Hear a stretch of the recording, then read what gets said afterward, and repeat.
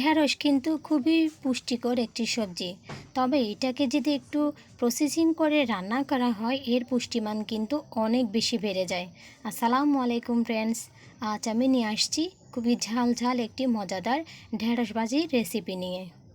কিছু টিপস সহ এটি আজকে শেয়ার করব আপনাদের সাথে। কথা না বাড়িয়ে চলুন এই সুন্দর রেসিপিটা শুরু করি।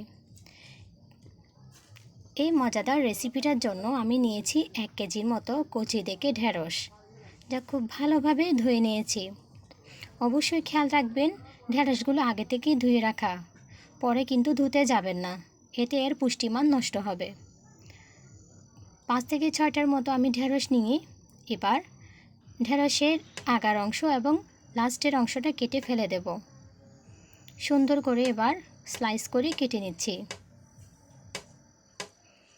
এভাবে সবগুলো আপনারা অবশ্যই কেটে নেবেন। মনে রাখবেন যে কোনো সবজি রান্নার আগে ভালোভাবে ধুয়ে নেবেন, এতে বাড়তি দূষিত পদার্থগুলো যেমন দূর হবে, ঠিক তেমনি এর পুষ্টিমানগুলো কিন্তু খুব বেশি সঠিক উপায়ে থাকবে। সুন্দর করে স্লাইস করে সবগুলো ঢেঁড়স আমি কেটে নিয়েছি। এবার এগুলো রান্নার পালা। আমি এবার রান্নার জন্য নিয়েছি 2টা নাগা মরিচ। মরিচগুলো ভালোভাবে ধুয়ে আমি এবার ছোট ছোট পিস করে কেটে নিচ্ছি। আমি ঝালটা একটু বেশি রাখবো, সেজন্য 2টা নাগা মরিচ নিয়েছি। আপনারা চাইলে একটি ইউজ করতে পারেন। সুন্দর করে ছোট ছোট পিস করে কেটে নিয়েছি। আমি ঝালটা বেশি রাখবো, এতে ভাজিটা খেতে কিন্তু খুবই মজা হবে। এবার আমি নিচ্ছি বড় সাইজের একটি পেঁয়াজ এবং 3টা রসুনের কোষ। এগুলো ছোট ছোট করে কেটে নিয়েছি। এবার রান্নার পালা। একটি চুলায় প্যান বসিয়ে দিয়ে 1/2 কাপের মতো তেল দিয়ে গরম করে নিয়েছি। এবার আমি কেটে রাখা নাগা মরিচ, ছোট ছোট পিস করে রাখা রসুন কুচি এবং পেঁয়াজ কুচিগুলো সবগুলো দিয়ে দিব।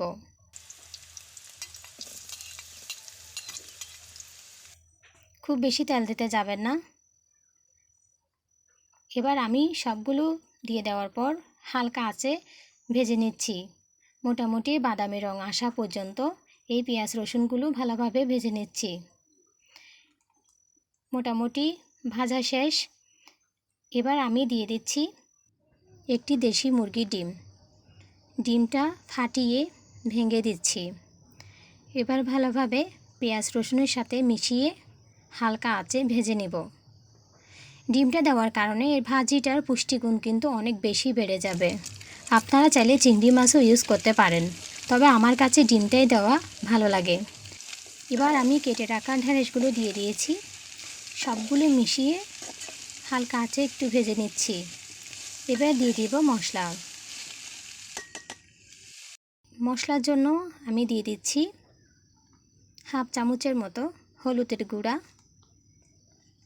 এবার দিয়ে দিচ্ছি 1/2 চামচের মতো ধনিয়ার গুঁড়া, দিয়ে দিচ্ছি 1/2 চামচের মতো জিরার গুঁড়া এবং দিয়ে দিচ্ছি 1/2 চামচের মতো গরম মশলা।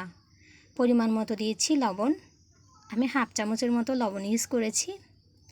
ঢ্যাঁড়সের পরিমাণটা যদি বেশি হয় আপনারা অবশ্যই মশলা এবং লবণের পরিমাণটা একটু বাড়িয়ে কমিয়ে দিবেন। সবগুলো ভালোভাবে মিশিয়ে এবার আমি মাঝারি আঁচে ভেজে নিচ্ছি। মোটামুটি নাড়াচাড়ার পর এবার আমি চুলার ফ্লেম কিন্তু খুব কমিয়েই দিব। কোনো ধরনের পানি ইউজ করা যাবে না, এতে ঢ্যাঁড়সগুলো খুব বেশি আঠালো হয়ে যাবে, খেতে কিন্তু ভালো লাগবে না। খুবই সুন্দর একটি ঝরঝরে ভাজি করব, সেজন্য আমি চুলার ফ্লেম খুব বেশি নর্মাল করে দিয়ে এবার আমি ঢাকনায় বসিয়ে রান্না করে দিব 8 থেকে 10 মিনিটের মতো। 8 থেকে 10 মিনিট পর ফিরে আসছি। খুবই সুন্দরভাবে আমার ঢ্যাঁড়সগুলো ভাজা হয়েছে এবং সেদ্ধ হয়েছে। এবার আমি দিয়ে দিচ্ছি ধনেপাতা। সবগুলো ভালোভাবে নেড়েচেড়ে আবার ঢাকনা বসিয়ে 2 মিনিটের মতো সেদ্ধ করে নিয়েছি। মোটামুটি রান্না শেষ। এবার আমি পরিবেশনের জন্য প্লেটে সাজিয়ে নিচ্ছি আমার ঝাল ঝাল নাগা মরিচের ঢ্যাঁড়স ভাজি। এই ভাজিটা অবশ্যই আপনারা বাসায় একবার ট্রাই করে ফেলুন, দেখবেন খেতে কতটা মজা লাগে। অবশ্যই যারা ঝাল খেতে পছন্দ করেন না তারা একটু ঝালের পরিমাণটা কমিয়ে বাড়িয়ে দিবেন। গরম গরম ভাত কিংবা রুটির সাথে এই ভাজিটা কিন্তু খুব বেশি মজা লাগে। আমার রেসিপিটা যদি ভালো লেগে থাকে তাহলে অবশ্যই আমাকে একটি লাইক, কমেন্ট এবং সাবস্ক্রাইব করে দিবেন। আল্লাহ হাফিজ।